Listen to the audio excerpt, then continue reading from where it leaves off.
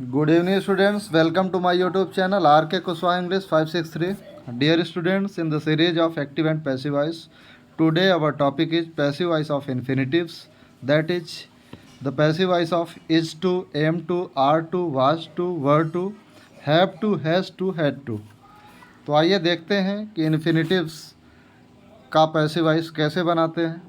तो जैसा कि यहाँ शुरुआत में ही आप देख रहे हैं कि पहला स्ट्रक्चर है कि सब्जेक्ट का यूज करेंगे और फिर सब्जेक्ट का यूज करेंगे, जो नया ऑब्जेक्ट बनेगा, ऑब्जेक्ट सब्जेक्ट बनेगा, उसका यूज करेंगे। Is am are was were जो भी सब्जेक्ट के हिसाब से लगेगा वो लगाएंगे, फिर टू लगाएंगे, बी लगाएंगे, वर्ब का थर्ड फॉर्म लगाएंगे और बाय एजेंट करेंगे। इसी प्रकार से अगर सेंटेंस इंट्रोगेटिव है तो शुरुआत में क्वेश्चन वर्ड आएगा, अगर हेल्पिंग वर्ब से शुरू होना होगा तो हेल्पिंग वर्ब से शुरू होगा।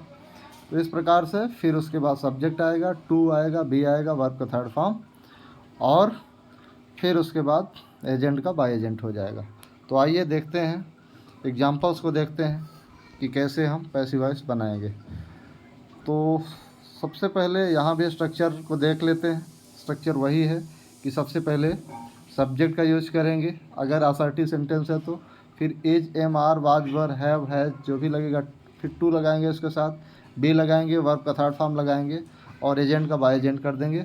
उसी तरह से इंट्रोगेटिव यदि है सेंटेंस तो क्वेश्चन वर्ड लगाएंगे, is, am, are, was, were जो भी हेल्पिंग वर्ब आएगी या इन्फिनिटिव वर्ब आएगी उसको लगाएंगे।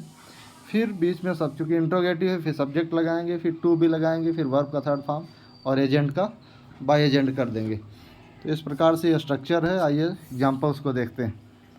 तो एग्जांपल्स में सबसे पहला एग्जांपल हमारा है कि the boy is to buy a book. The boy is to buy a book, तो इसका पैसिव वॉइस बनेगा a book is to be bought by the boy. A book, चूँकि ये ऑब्जेक्ट है, ऑब्जेक्ट को सब्जेक्ट बनाया, इज लगाया है अ बुक के हिसाब से, फिर टू बी का प्रयोग किया, टू लगाया, ऑलरेडी टू लगा हुआ है, और बी का प्रयोग किया। कहने का मतलब इज टू अगर लगा है तो इज टू भी हो जाएगा, एम टू लगा है तो एम टू भी हो जाएगा। इस प्रकार से वर्ब का थर्ड फॉर्म, एजेंट का by agent. Second example, I am to help the poor. The poor object है, ऑब्जेक्ट को सब्जेक्ट बनाया, और द पुअर चूँकि प्लूरल नंबर में है, द पुअर का मतलब होता है गरीब लोग, तो यहाँ आर लगा और टू भी लगा करके वर्ब का थर्ड फॉर्म, एजेंट का बाय एजेंट। उसी तरह से तीसरा सेंटेंस देखें। तीसरे सेंटेंस में हम देखेंगे he is to speak English, उसे अंग्रेजी बोलना है, तो क्या हो जाएगा, इंग्लिश ऑब्जेक्ट है, ये सब्जेक्ट बनेगा, English is to be spoken by him. अगला एग्जाम्पल देखते हैं, fourth example. In the fourth example we are seeing that they were to write an essay, उन्हें एक ऐसे लिखना है, तो हो जाएगा an essay was to be written by them. An essay क्या है, एन ऐसे एक ऑब्जेक्ट है और इसके बाद वाज आया, फिर टू बी, वर्ब का थर्ड फॉर्म, एजेंट का बाय एजेंट कर दिया। और उसके बाद फिर पांचवा एग्जांपल देखते हैं, I am not to help the weak persons. तो weak persons, the weak persons ये प्लूरल नंबर का ऑब्जेक्ट है, इसलिए आर लगा, और नॉट टू बी क्योंकि नेगेटिव सेंटेंस था, नॉट ऑलरेडी लगा हुआ था तो नॉट टू भी लगाएंगे। हेल्प्ड वर्ब का थर्ड फॉर्म है, एजेंट का बाय एजेंट कर दिया। छठवां एग्जाम्पल में देखते हैं, are they not to invite her, ये इंट्रोगेटिव सेंटेंस है और हेल्पिंग वर्ब से शुरू हुआ, तो यदि हेल्पिंग वर्ब से शुरू होगा तो पैसिव वॉइस भी हेल्पिंग वर्ब से शुरू होगा। जैसा कि एज है, एज लगा दिया हमने, फिर उसके बाद जो ऑब्जेक्ट है, ऑब्जेक्ट को सब्जेक्ट बनाया, नॉट लगाया, टू भी लगाया, वर्ब का थर्ड फॉर्म और एजेंट का बाय एजेंट कर दिया। तो इस प्रकार से ये परिवर्तन हो रहा है। और आइए आगे देखते हैं।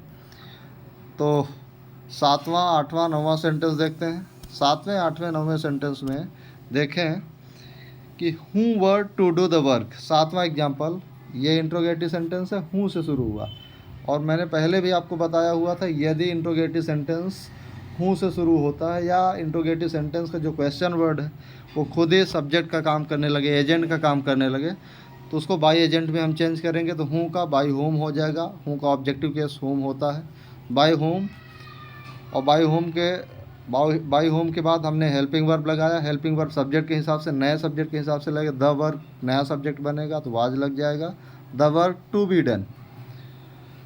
आठवां example, I have to complete my work. अब हैव टू आ गया, हैव टू का हैव टू बी हो जाएगा, have to be, has to be, had to be, जो भी जैसा सेंस निकलेगा, जैसा सब्जेक्ट का नंबर होगा, प्लूरल नंबर, सिंगुलर नंबर, ये सारा कुछ देख करके। तो ये ऑब्जेक्ट है माई वर्क को हमने सब्जेक्ट बनाया, फिर हैज़ टू बी लिखा, फिर वर्ब का थर्ड फॉर्म एजेंट का बाय एजेंट कर दिया।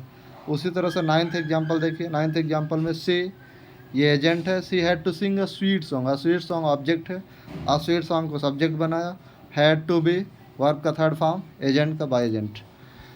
और जो लास्ट एग्जाम्पल है 10th एग्जाम्पल, लास्ट एग्जाम्पल में हम देखते हैं कि इसमें he has to call me, तो मी ऑब्जेक्ट है, मी को सब्जेक्ट बनाया तो आई हो गया, और आई के साथ हैव लगता है तो हैव लगाया, टू बी लगाया, वर्ब का थर्ड फॉर्म और एजेंट का बाय एजेंट।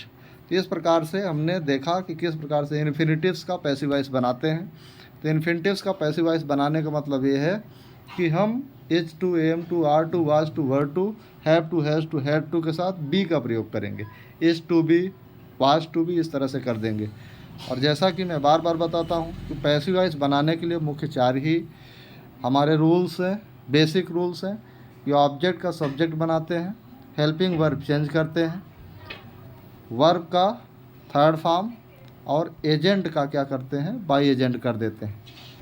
तो इस प्रकार से पैसिव वॉइस बनाया जाता है। ऑब्जेक्ट का सब्जेक्ट बनाते हैं, हेल्पिंग वर्ब चेंज करते हैं, वर्ब का थर्ड फॉर्म और एजेंट का बाय एजेंट।